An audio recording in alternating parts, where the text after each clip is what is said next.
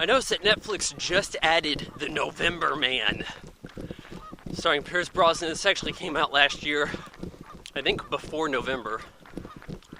Anyhow, I kind of view this movie as better than its IMDb score.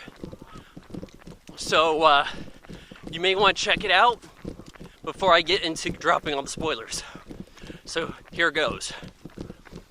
Pierce Brosnan has basically signed up saying, hey, I want to do my version of Never Say Never Again. I want to show that I'm still James Bond. But you know what? Why don't we bring a hard R to it? And these guys are like, alright, we'll find you a script. Guess this is based on some spy novel. And you're going to see some similarities in here. So, this guy Devereaux, Pierce Brosnan, he's training this kid. I'm just going to call him not Sean Bean. I don't remember the character's name. I just remember, damn, this guy looks a hell of a lot like Sean Bean, circa Patriot Games. So, not Sean Bean is training. There's an assassination attempt on this ambassador. I think it was ambassador. And basically he's like, I don't want you taking a shot. Even though Pierce Brosnan is being shot in a crowd, this guy takes a shot, hits the gunman, kills him. But I believe the gunman shot a kid. I don't think not Sean Bean shot this little kid. That's kind of baloney. So Pierce Brosnan says, you didn't follow orders. I'm going to drop you from recommendation. At that point, we flash forward about to 2013 or something. We have Pierce Brosnan, he's like retired CIA dude. This guy, friend of his, Hanley, comes to see him. He says, hey, got one more job for you to do. Pierce Brosnan's like, alright, whatever. So, I'll go do it because this girl's involved and there's some hit woman coming and killing all these people on this list. So Pierce Brosnan goes, and seemingly I thought he was working with the CIA on this, because he was all like, hey, alright, get in the car, you know, like he had the surveillance information. And I'm gonna have to turn around here. So she finds out that there's this guy running for president of Russia. He's got like all these girls' photos in a safe. I guess these are like his trophies. So he's in the sex smuggling ring. She takes individual pictures of these fleas. Pierce Brosnan tells her to get in a car. She gets in the car, like I said.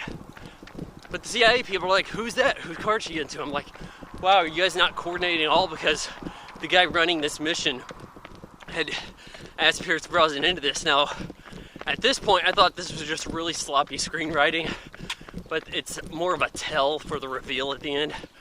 Probably too much of a tell. So, they're continuing with this. Then, oh hell, the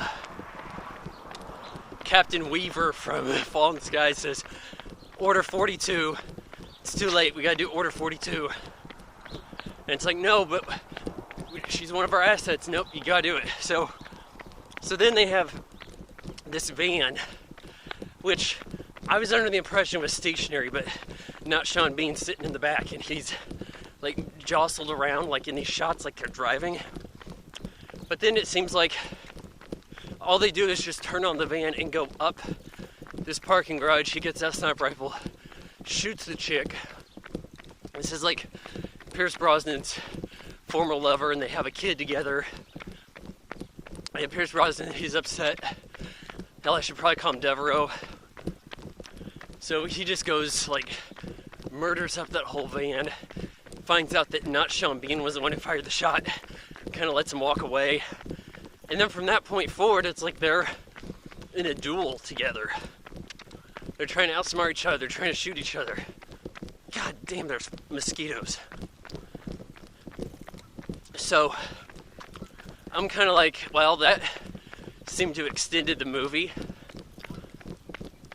And then we have this circumstance where there's this social worker played by Olga Kurylenko, and there's this guy from New York Times who wants to talk to her about this sex smuggling ring, and she seems to work with these girls who used to be in it or something, escaped, I don't know all the details there. So too many people. I mean, there's really not a lot of people. I just don't want anybody around me when I'm talking about this kind of stuff.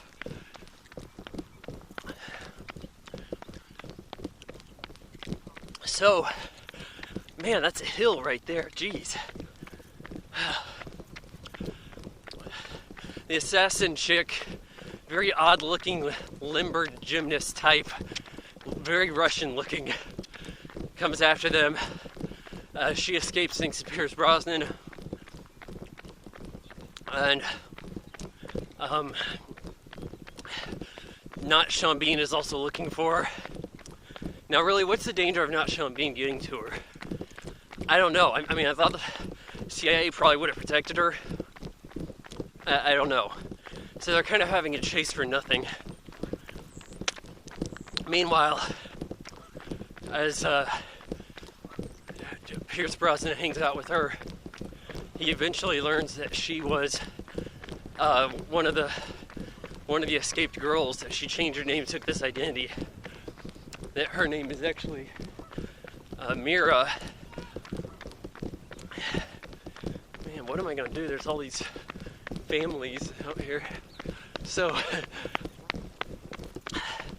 she basically, what's happening is she's playing the same role she did in Quantum of Solace. Is really what it comes down to. In Quantum of Solace, she was like some kind of revenge-motivated former sex slave. She's gonna go undercover or like pretend to be a prostitute again to get to the general that raped her. Same thing going on over here. You know, I think that similarity really kind of is Brosnan's way of saying, hey, I could have done Quantum of Solace better. So they do that bit, and it's actually carried out in a familiar hotel. The hotel where Gemma Arterton was oiled up in Quantum of Solace. So there we go, more Quantum of Solace. So, I'm telling you, this is Pierce Brosnan jabbing the knife, saying, hey, everybody hated Quantum of Solace? I'll show you a different take on that. So, he ends up escaping with her and all this stuff, but kind of just prior to this, and it's not even a huge deal, he's testing not Sean Bean.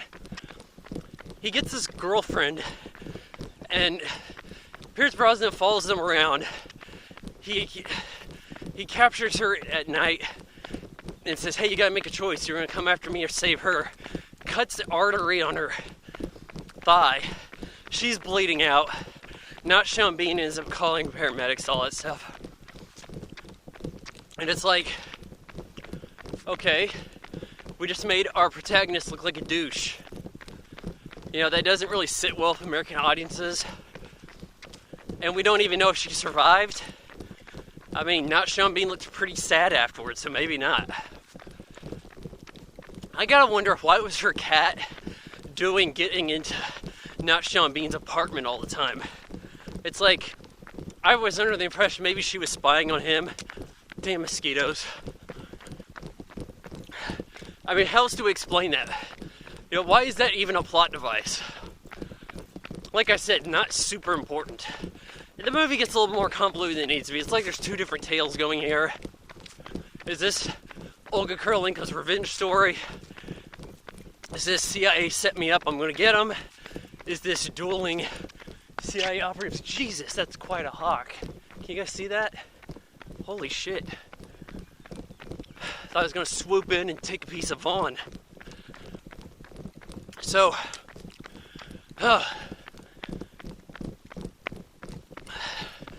anyways, going back a little bit here. Olga Kurylenko goes up to the general. She's seducing him. She's going to kill him. Pierce Brosnan shows up. and is all like, hey, don't kill him just yet, get this on video. Who's the CIA guy that was working with you? And this is your 9/11 conspiracy theory illusion right here. You know, the idea was that the Russians like took down their own building so that they could say the Chechens did it, and then that way they'd have their own war, and then this general could rise up the ranks, all this stuff. That's straight out of 9/11 conspiracy theory stuff right there.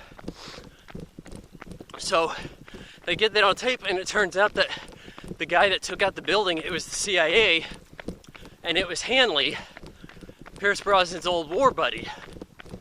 So he's like, oh my God, I was betrayed. And I'm like, okay, that makes what looked like a giant plot hole earlier kind of makes some sense. And I'll tell you what, me leaving out a lot of shit in this movie's recap is making more sense of it. I mean, I go tell you that Pierce Brosnan's hopping around, jumping into crates, interrogating people and shit. It just makes everything more confusing. But anyhow,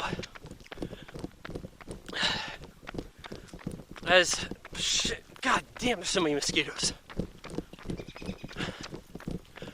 I don't know if those show up on video, but I sure hope so. So anyways, Brosnan tells Olga Kurylenko basically that to get on the train and leave, even though this Hanley guy has made this exchange to, I guess, not Sean Bean, who captured Pierce Brosnan's daughter, not that that was really ever shown. It said, hey, you give us Kurylenko, we'll give you your daughter. He's like, okay, fine. But he tells Kurylenko to scram, get on the train. While she's doing this, she's typing in on this paper. And on the paper, she's like writing up her story about how she was, her parents were killed off, her family killed. She's taken in by this general who tortured her. And she's writing it, well, like kind of with the New York Times reporter. He got murdered earlier by the assassin chick. And the assassin chick shows up while she's typing this. There's a little chase, and then Olga grabs like a shovel at the top of a staircase, and then immediately turns around and whacks her in the face, makes her roll down the stairs. Not bad. I mean, I was kind of like, yeah.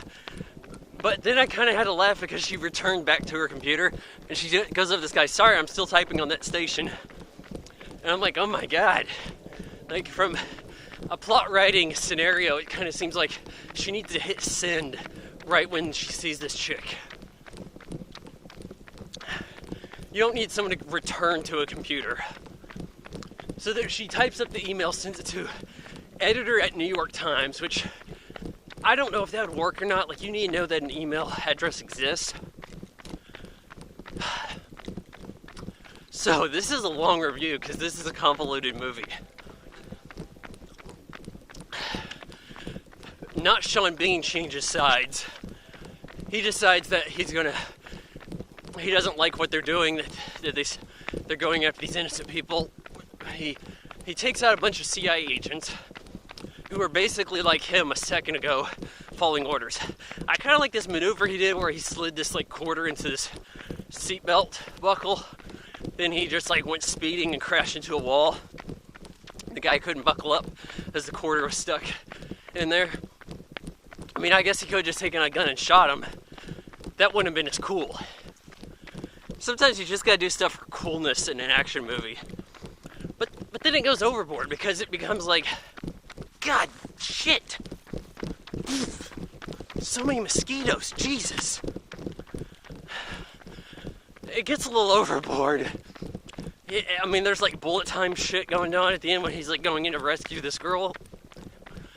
And then he fires up the place with Pierce Brosnan. I'm gonna go back through the mosquitoes. Oh, shit. So, yeah, everybody gets away. Everybody's happily ever after, whatever. I guess this guy Hanley, he gets turned over. Pierce Brosnan gets his daughter, meets Kurylenko at the subway. Everything looks like it's going okay for him.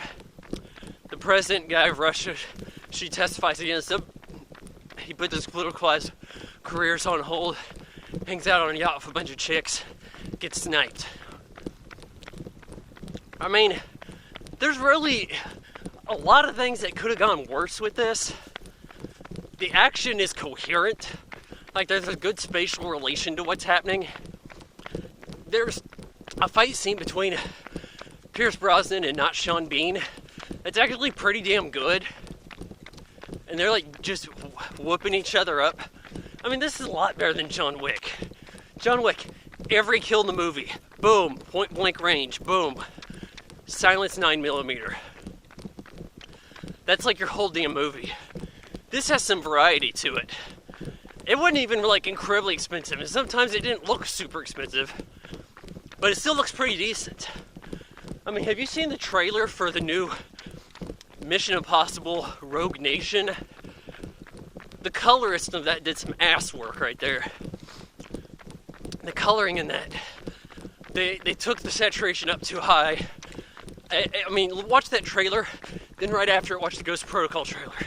You can see one of them shot on film, the other one looks digital, and it looks way overworked by a colorist or in the DI process. This movie looks fairly natural. Yeah, I tried to look at the end, see if it was shot on red or what, and there really wasn't a tell. So, The November Man. If this is your kind of movie, you know, you might want to check this out. It's like more realistic James Bond, R rating, Pierce Brosnan working without the gadgets. I give it 7 out of 10 on IMDb. It's 2.5 out of 4 stars.